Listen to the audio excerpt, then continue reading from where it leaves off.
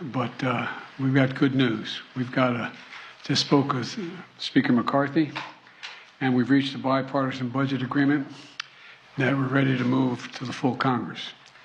And I think it's a really important step forward, and it takes the threat of catastrophic default off the table, protects our hard-earned and historic economic recovery, and the agreement also represents a compromise, which means no one got everything they want. But that's the responsibility of governing. And this is a deal that's good news, I believe you'll see, for the American people.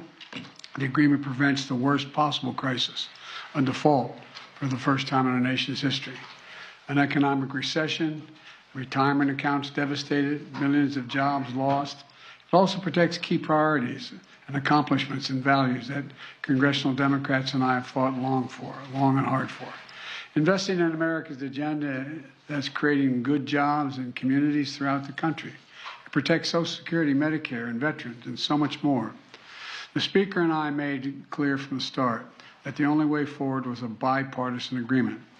That agreement now goes to the United States House and to the Senate. I strongly urge both chambers to pass that agreement. Let's keep moving forward on meeting our obligations and building the strongest economy in the history of the world.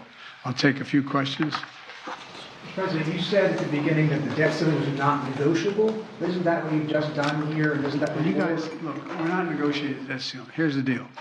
They passed the debt ceiling, and they said they'd only do it on condition that it have all these cuts in it. I said, I'm not going to do that. You pass the debt ceiling, period. I'll negotiate with you on the cuts, what you say, what's going to happen, what the budget's going to look like.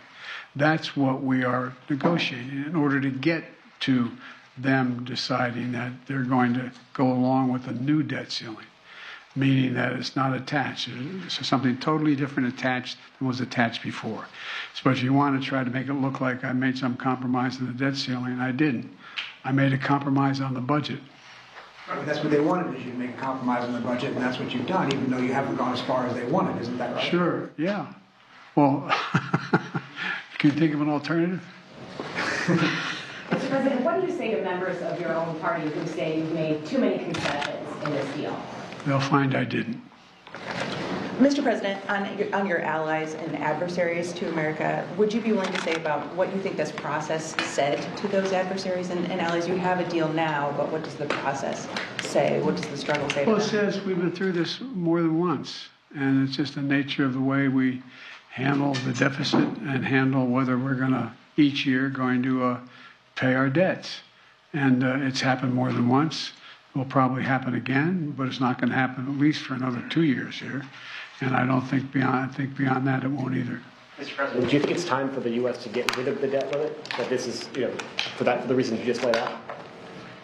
No, I think it would cause more controversy getting rid of the debt limit, although I am exploring the idea that we would, at a later date, a year or two from now, decide whether or not the 14th Amendment, how that actually would impact on whether or not you need to do the debt limit every year. But that's another day.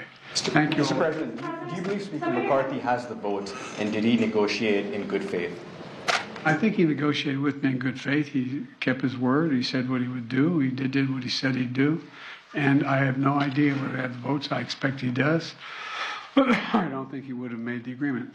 Mr. President, do you have a comment on the elections in Turkey? Have you spoken with President Erdogan? I have not spoken with him yet. Do you have a comment? Some of your Democratic colleagues are saying that this policy will lead some people to go hungry. What is your response to that? It's ridiculous assertion. Do you wish you had started these negotiations sooner? No, it would have made a difference. Mr. President, is financial aid for Ukraine secured in your new budget?